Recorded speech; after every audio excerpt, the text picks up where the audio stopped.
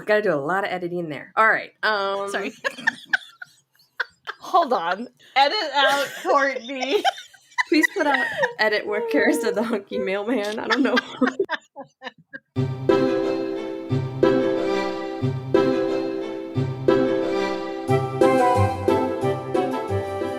You're listening to the Read-Aloud Revival podcast.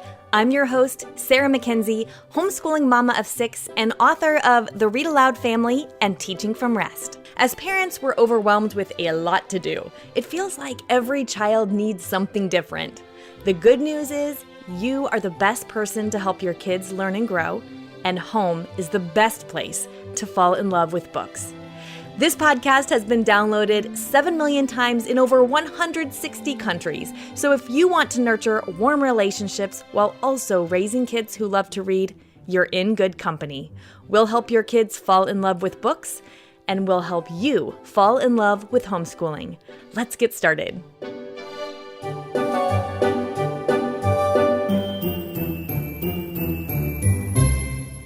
We're back with another episode about a book a day. This is what we've been talking about over the last several episodes, and RAR team members Courtney Garrison and Kara Anderson are back with me today to get really practical. Kara, do you want to recap a little for anyone who hasn't listened to those last few episodes yet? Yes, absolutely. When we read a book a day, our kids reap the rewards of being exposed to a lot of different genres and types of stories. They also get a ton of practice rooting for the underdog, visiting places far different from their own day-to-day lives, and growing in empathy and compassion for others. Yeah, and just think of all that connection. Reading a picture book a day is time well spent because I'm pretty sure that not a single one of us will say 20 years from now, I wish I read fewer books to my kids as they were growing up. So one of the myths we're hoping to debunk with these episodes as well is that picture books are just for younger kids. Court, do you want to speak to that for a minute? Sure. We talked about that more completely in episode 180. That episode is all about reading picture books with older kids and teens, how to get them on board, what to read, why it makes a difference. We've got a book list that goes with it. So if you have older kids or if you have younger kids who are quickly growing into older kids, you don't want to miss that episode and book list at readaloudrevival.com/180. Great. Okay, so in today's episode, we're going to tackle several questions about the nitty-gritty practical stuff related to reading a book a day. So let's just jump right in. Okay, so our first listener question is, when you're doing a book a day, do you plan in advance what you're going to read, or do you just grab what catches your eye that day? Okay, I guess what I would suggest is asking yourself, what's the easiest way for me to read a book a day consistently this week or this month or whatever? Give yourself a little space just to ask yourself that question. Because if for you, having those books chosen in advance and planned out would make it easier, then do that, but if you are less likely to do a book a day challenge because you're waiting to assemble, the quote unquote just right book list or make all of the titles dovetail with the calendar or the seasons or what you're learning about or anything else, then that's not making it easier for you, right? So in that case, picking a book in the morning, maybe while your coffee or your tea is brewing, just taking, 2 minutes to skim your shelf and pick something is a good way forward. Oh, I like that. Using that very small container of waiting for the coffee to brew and making the decision right then. And you might even be able to, beforehand, if you go to the library regularly, you could pick up a stack of books while you're there, keep them on a shelf or a basket, and use that time while the coffee is brewing to pick one for the day. You could also work through any of our book lists. We've got recommended books for every month of the year. My personal favorite is the March list. I feel like every one of those books is a winner, no matter what time of year it is. That book list that we made for the last episode, picture books that are especially good for older kids and teens, that's another great place to start. You can also put books face out for your kids to choose. We have an episode about putting books face out. It's episode 104. But this means you're choosing which books to display, but then your kids get to choose what to read that day. And that can be a fun way to get everyone involved in deciding what to read. You could even have each of your kids take turns. And I like that. I love that so much. At our house, we're kind of a little trashy. I don't put the books on the coffee table or facing out beautifully on the windowsills. I just make a pile on the couch and it works like a charm.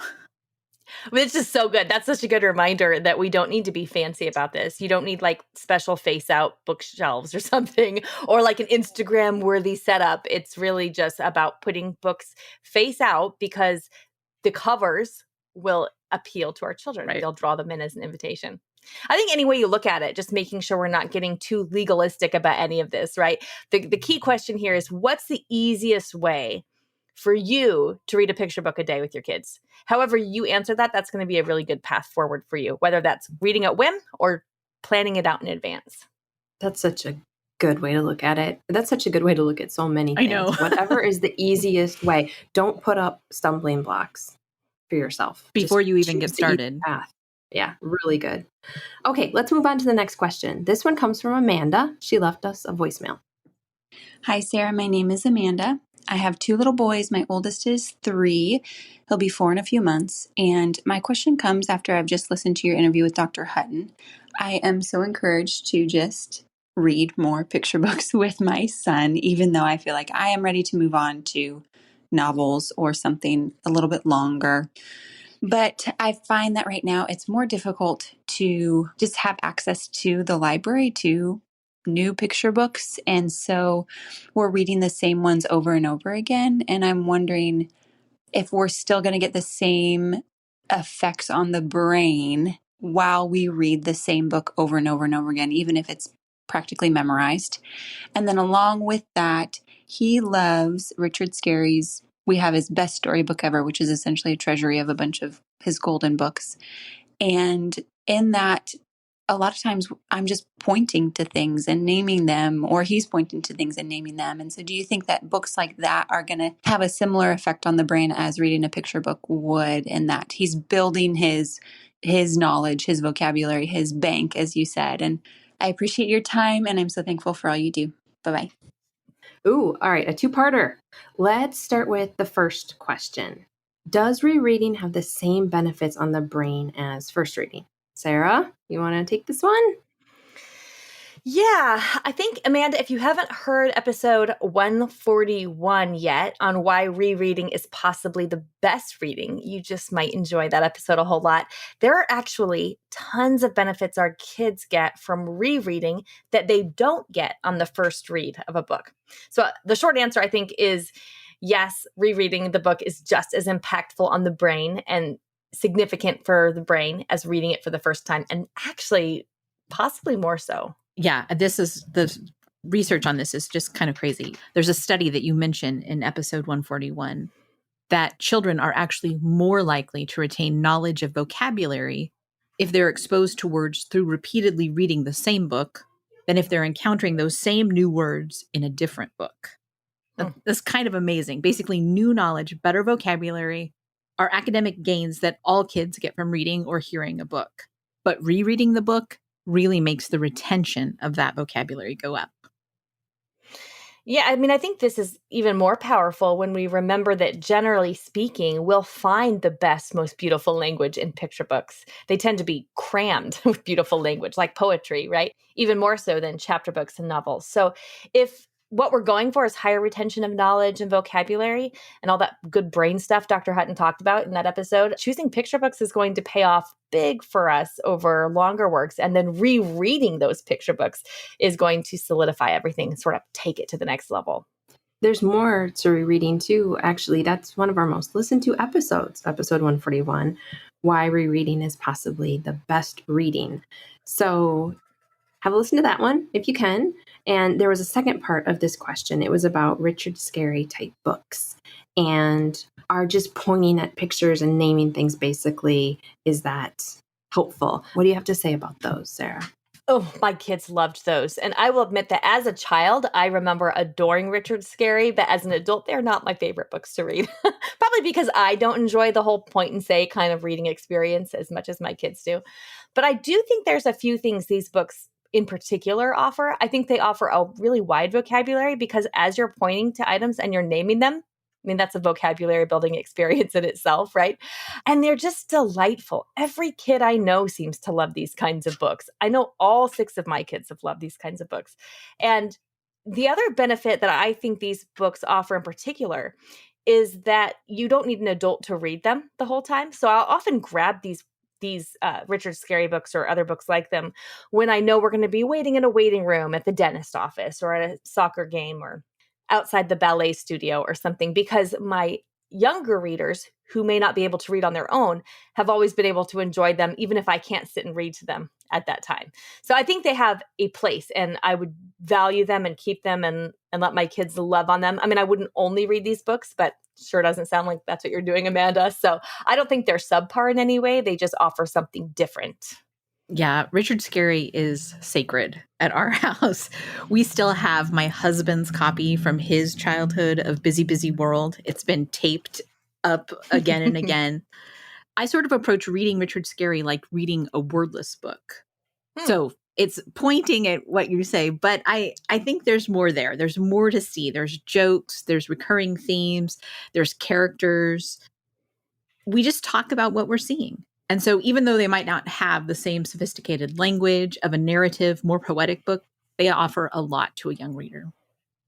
I was just thinking as we were talking about those that when my kids were younger and we were working on Spanish, we read a lot of books that were similar to the Richard Scarry layout that were vocabulary building books with themed pages like that. So I think that goes back to that too, building vocabulary. Yeah. Yeah, like food, like in French or whatever, right? Yeah, where it's all in a context that connects it and makes extra sense to help reinforce those ideas.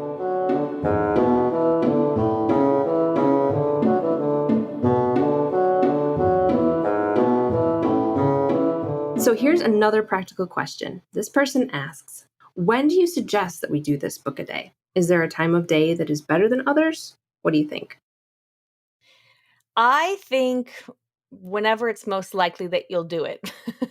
Again, we're kind of coming into that idea of how can I make this easy? How can I make it possible that I'll get to this consistently? For me, I know that if I read earlier in the day, that's better because I'm fresher earlier on. My kids tend to be less cranky earlier on in the day. Once it gets to late afternoon, it gets a little chaotic. I've got teens involved in activities. The neighbor kids are home, so it just seems less likely that we're actually going to sit down and read together the later in the day that it gets. And we can do a bedtime read aloud if we need to. But, as big of an advocate for reading aloud as I am, I don't usually read bedtime stories anymore. I just let audiobooks do that because I am tuckered out by bedtime.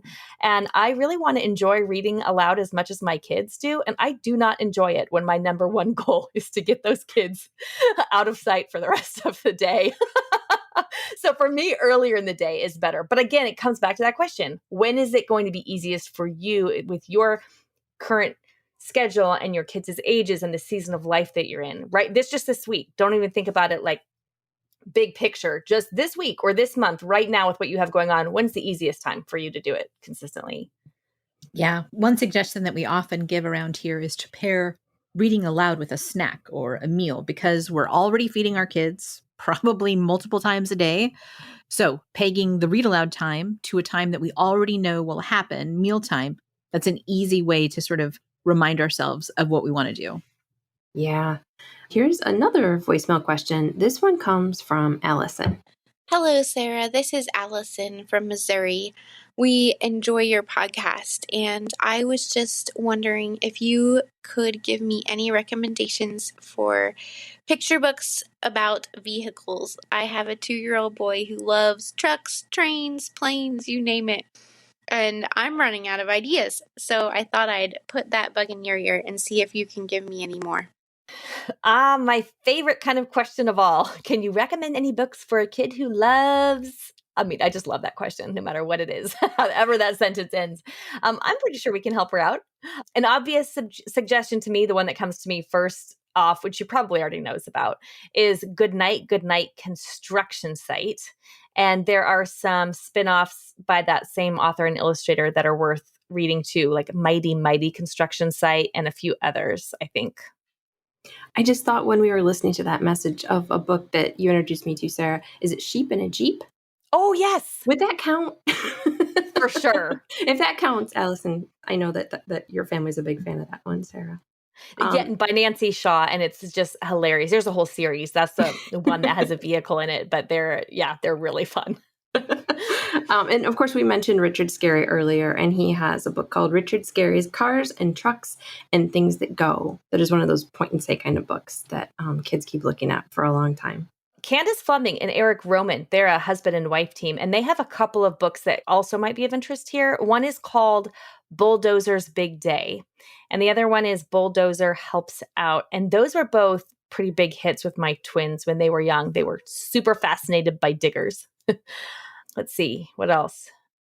Oh, we had these board books from Chronicle Books.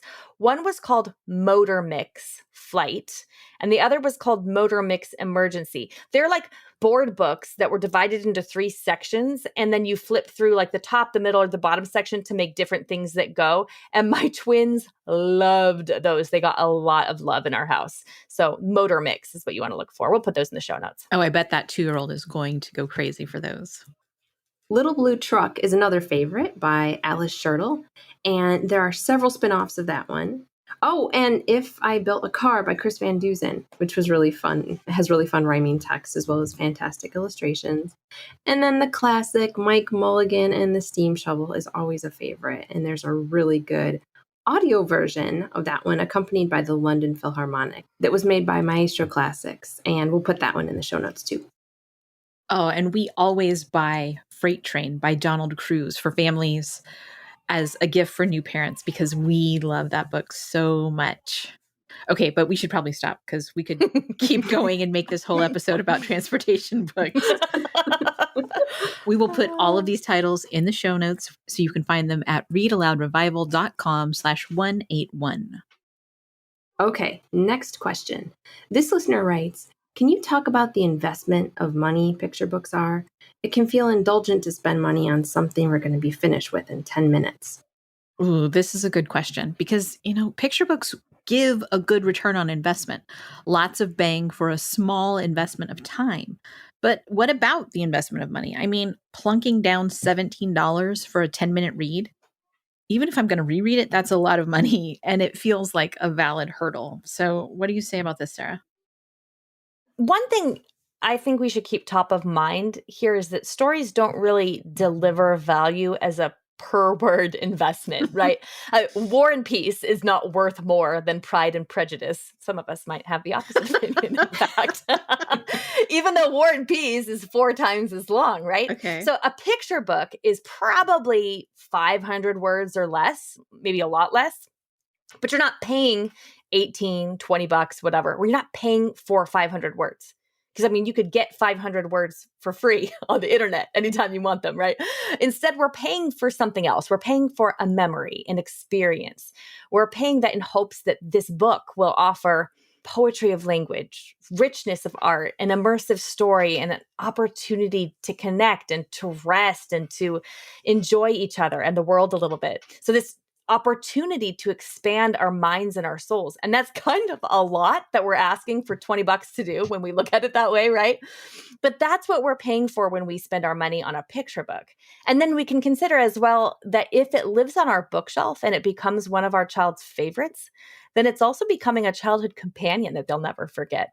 Just like we don't forget the books we loved as children. So we're paying for that picture book once, and then that book is delivering all this richness over and over and over again with every repeat read where, like we mentioned earlier, those benefits are actually going up every time. So I think my hunch here is to say that, we're all obviously limited to the number of picture books we can purchase. And that's a good thing, actually, because rereading is so beneficial and so helpful. And we want some books to become our kids', best childhood friends, best childhood books that they really remember, the ones that they really treasure. So those books are worth investing in our home shelves. And we just don't want to tell ourselves that we're spending, $20 on 10 minutes of time, because that's not what we're doing. That's not really true. We're getting so much more than that. Okay, that's good. I love the War and Peace, Pride and Prejudice, $20 for 500 words. That really kind of changes how I'm thinking about it.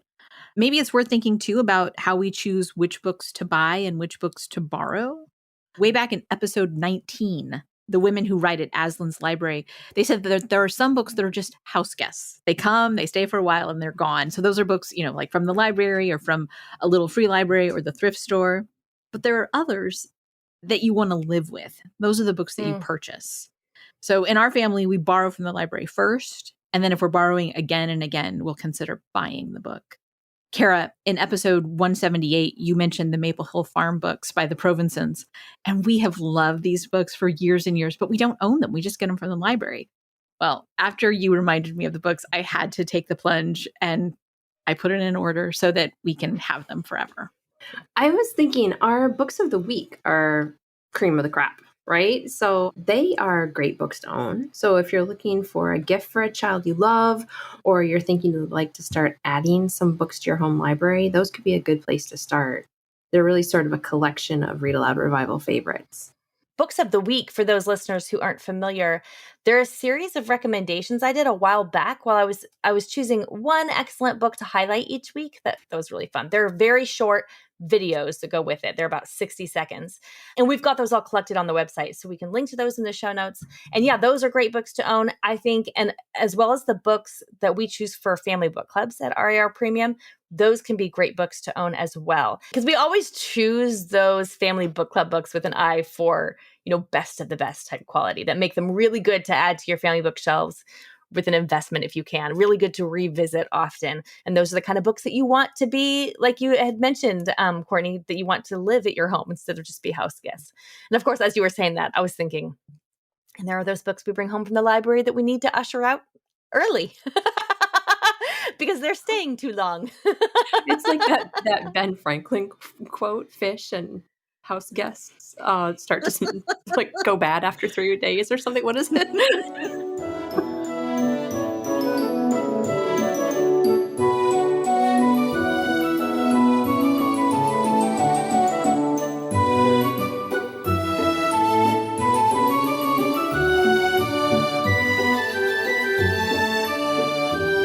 Okay, well, it's time to wrap up. So let's share a picture book that we've liked lately before we go. Who's going to go first? Me. I want to go first. I always want to go first. Okay, so the book I wanted to talk about today is called A Splash of Red, The Life and Art of Horace Pippin. And this is, surprise, surprise, a picture book biography. This one's written by Jen Bryant. She also did the picture book biography about Louis Braille called Six Dots. That's like my 9-year-old's all-time favorite picture book ever at all. Like, she just absolutely loved that book. So this is another one that's written by her. It's illustrated by Melissa Sweet, who's one of my favorite illustrators. She uses these amazing collages to do a lot of the storytelling. We're going to read this one in RAR Premium this fall. So we're going to make a family book club guide to go with it and get to meet the author illustrator. Very excited about that. Yes, very excited about that one. Okay, I've been waiting to share this one. It's not new, but it's newish to me. It came out in December 2019, but our library was shut down for forever. So it's like all these books are brand new, We first saw the first book, Madeline Finn and the Library Dog, at the American Library Association conference a few years ago. Do you guys remember that? We got to meet the creator, Lisa Papp. I actually remember you gasping when you saw the cover. I know, because, okay, yeah. So there's Madeline Finn, the Library Dog, which was the first one. And it was actually one of those books of the week that you talked about, Sarah. And that one I gasped because my daughter was part of a Read to a Dog program through our local library for years. And it's actually, I think, how she learned to read really naturally, sort of with that pressure lifted of having to perform, which we talked about in the last episode. So there's Madeline Finn and the Library Dog. And then the next one was Madeline Finn and the Shelter Dog, which of course we also volunteered at an animal shelter. So that one, it's like these books are just made for us. And the newest one is Madeline Finn and the Therapy Dog. Oh, I haven't seen this one, I don't think. I know. And it's so good if you have a dog lover or if you're just looking for a sweet, empathetic book. Oh, the whole series is just so good. They are really, really sweet books. Ugh. I want to tell you about a new picture book that was translated from French called The Night Walk. It's written and illustrated by Marie Dorleans. It's a very simple, lyrical book about a family waking up in the night and going for a walk. sort of a companion piece to Night Tree by Eve Bunting or Owl Moon by Jane Yolen. This story is full of magic and expectation, and the ending is perfect. I read it with my 12-year-old sort of reading over my shoulder, and we were silently reading it together. And as we got to that last page, we both just we just let out a breath, like just a perfect ending. Okay, well, let's hear from the kids and find out what they've been reading lately.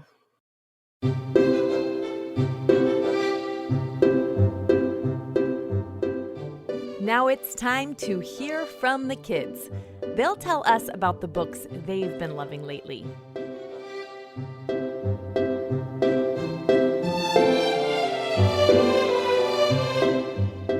My name's Anastasia. And how old are you, Anastasia? 4. Where do you live? At Washington. And what is your favorite book? Daniel Tiger, No Red Sweater for Daniel. And what do you like about it? Because he gets a new sweater. My name is Silas. I am 7 years old. Where do you live? Oh, yeah. Ferndale, Washington. And my favorite book is Amulet and Z the Scarecrow. I like Z the Scarecrow because it's funny and adventurous. And I like Amulet because it's adventurous. Bye! Hello, my name is Hannah and I'm 6 years old and I live near London in England. And my favourite read-aloud book is The Faraway Tree. And my favourite thing about it is at the top of the tree there's loads of magical lands. Bye! Hi, my name is Michael, and I'm from Cedar Rapids, Iowa, and my age is 10. I like Sugar Gliders, the book Sugar Gliders, because they're super cute. Hi, my name is Catherine, and I am 8 years old. I am from Cedar Rapids, Iowa, and I like The Princess in Black. I also like the series. I like them because she can change her identity from person to person. It's so fun. Hello, my name is Obie Walker, and I'm 6 years old, and I'm from Cedar Rapids, Iowa. And my favorite book is All Better. And this is why I like it. Because there's stickers, plastic stickers that you can actually take off the book and then put them on the hurt animals. And I really like it because it's really fun to look at. Hello, my name is Daniel. We live in the state of Minnesota. I'm 6, and my favorite book is Winnie the Pooh. And what I like about it is that Pooh is a bear, a very small brain, but with a large heart. My name is Winston, and I am 9 years old, and I live in Michigan. One of my favorite book series is Dragon Rider by Cornelia Funke. I like it because it has a lot of dragons and a lot of mythical creatures. Hi, my name's Micah, and I'm 6, and I live in California. My favorite book is The Lion, the Witch, and the Wardrobe. It's the best series in the world. Hi, my name is Coralie, and I'm 10, and my favorite book is Where the Red Fern Grows. And I like it because the book really shows the connection between the boy and the dog, and I really just like how the way that the author writes the book. And I'm from California. Hi, my name is Rosie, and I am 9 years old, and I live in San Diego, California. And my favorite book is Ember's End, and it is the last book in the Green Ember series. I like it because the characters will go against their pain to help their friends. Hi, my name is Demi, and I live in California. And my name is Demi, and I'm 4, and my favorite book is Treasure Island. Hi, my name is Tim, and I live in California, and my name is, and I'm 4. And my favorite book is Frog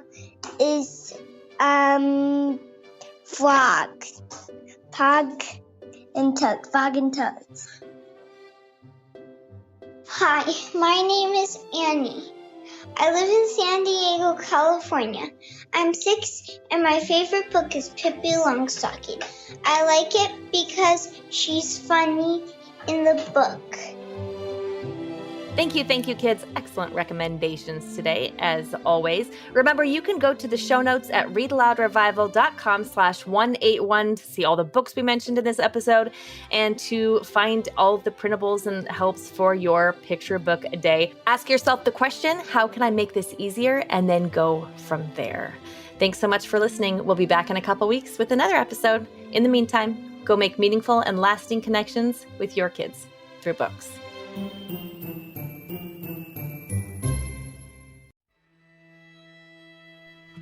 So many of us feel overwhelmed in our homeschool. There's a lot to do, and it feels like every child needs something a little different.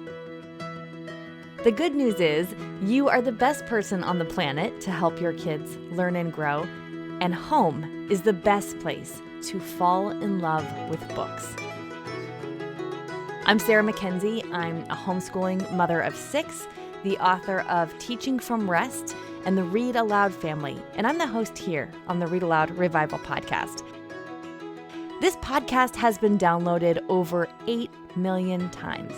And I think it's because so many of us want the same things. We want our kids to be readers, to love reading. We want our homes to be warm and happy havens of learning and connection. We know that raising our kids is the most important work of our lives.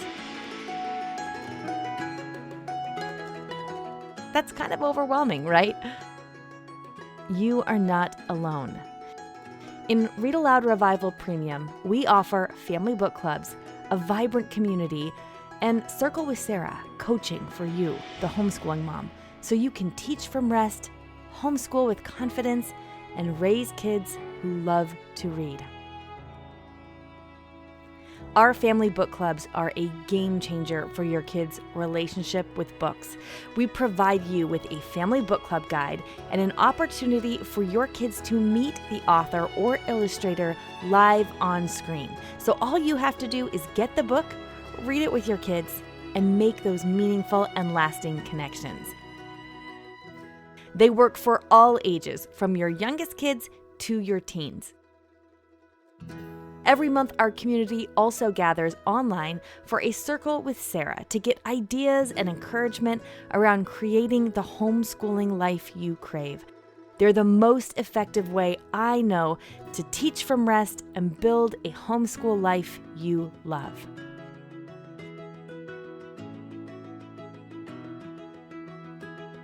We want to help your kids fall in love with books, and we want to help you fall in love with homeschooling.